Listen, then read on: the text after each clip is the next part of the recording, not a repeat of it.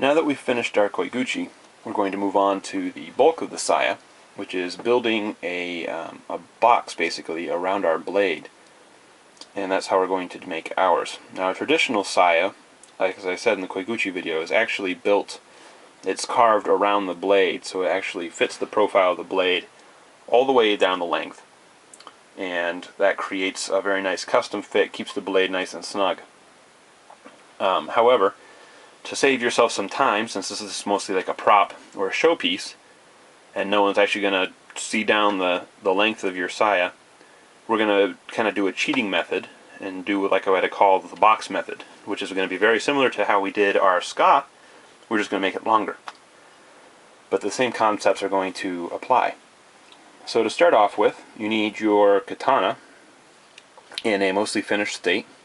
You can see mine's just about 100% done here. It's about 95% done. Got to do some paint work on the blade. But the other thing you need is you're going to need 3 pieces of your wood, which are going to be about 30 inches long. However long your blade is from the top of the seppa here to the edge, plus 1 inch, basically.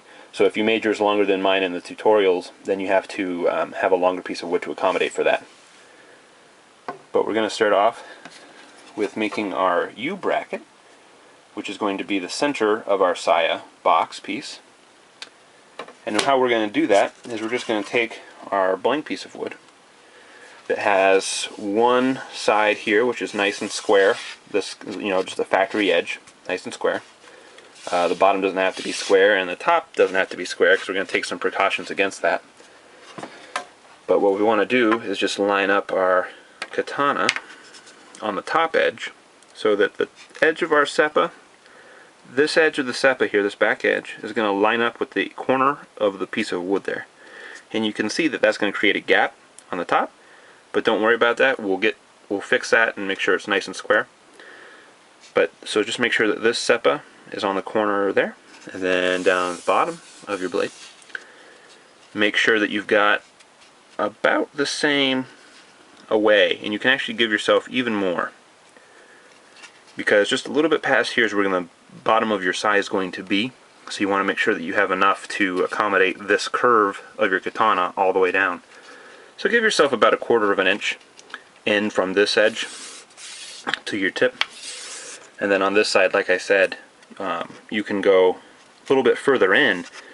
Just make sure that you are at least no further away. You don't want to go to the edge right here.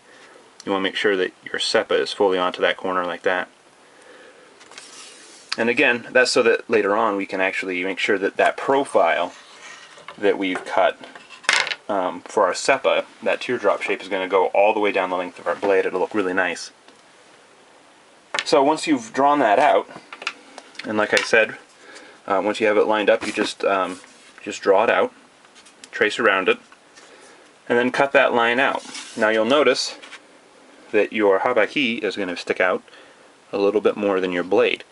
You can actually ignore that when you draw that, because all we want to do is trace the length of the blade, and then just kind of cut that line in a little bit shy.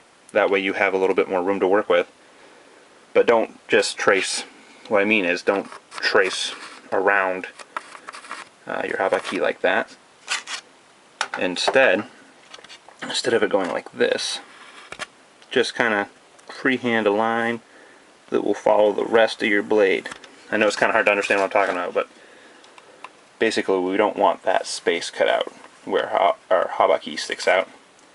Just keep the line of the blade, so you'll have more room here, because this will cut too far into your saya. So just to demonstrate what I mean, you can see I've already cut out our U bracket for my katana, and you can see where it was. See how it gets, traced all the way around there. And then once I got up to here, you can see that I did not cut along the line of the abaki, I cut along the line of the blade. So instead of, you don't want it to ride up like that, you can see that I just followed the line of the blade and ignore the abaki. Because the next step, when we actually build this, we're actually going to slide the sword out. And that's for two reasons. One, because that's where the koiguchi goes here. So once you have your koiguchi on, we're going to square this edge off, cut it off at the correct angle, attach the koiguchi, and then you'll have your full saya. But the other reason why I had you draw it all the way up past the abaki and then have it pull back out is so that way, down here, you don't bottom out at the bottom of your sheath. And that protects the tip of your blade from getting, shoved into the bottom and then dulled out or split. And it also means that you don't have to do quite a good job of finishing out the bottom, but it also gives you some wiggle room. So if you cut a little bit too deep or something, you don't cut your blade by accident or anything like that when you're actually cutting the bottom of this off, because we'll cut the bottom of this off to make it look nice as well. So that's the U-shape bracket. Once you've got the U bracket, an important thing that you have to remember is that the inside of this is actually going to be touching your katana, or going to be coming close to touching. So you want to make sure that this is nice and smooth. It doesn't have to be exact, but when you, if you cut like me, and I'm miserable at cutting, especially with the handsaw, I've got all these little jagged pieces, and it's, it's curvy, it's bumpy, and you can allow for some of that in your saya. But you want to make sure that you smooth it all out, because you don't want any of these little jagged pieces coming up to scratch your blade or cut it or snag it. Because the other thing is, you will find out very quickly when you're building your saya how good your curve that you drew out for your katana is. Because as it is, and you'll find out right away once you glue this U-shaped bracket to its bottom, or to one of the side pieces, if you can't draw your sword all the way out like that, you've done something wrong. Either your katana blade is misshapen, or you've got something on the inside of this U piece hanging it up. And again, we don't want it to be something where it just squeezes, you don't want it so tight that you're squeezing your katana blade in there. You want it to be able to slide in and out easily. But that's the two biggest things, is if this sheath is not working, it's either your blade that has some irregularities, or you've got some hang-ups on the inside of your U bracket that are preventing it from sliding in and out. So again, we'll have to address that in the next section here. But once you've got this U bracket, and after you've cleaned up the inside here with sandpaper and some, like a rasp or something, to get rid of some of these lumps and bumps, the next thing we're going to do is we're just going to glue it down to one of the side pieces.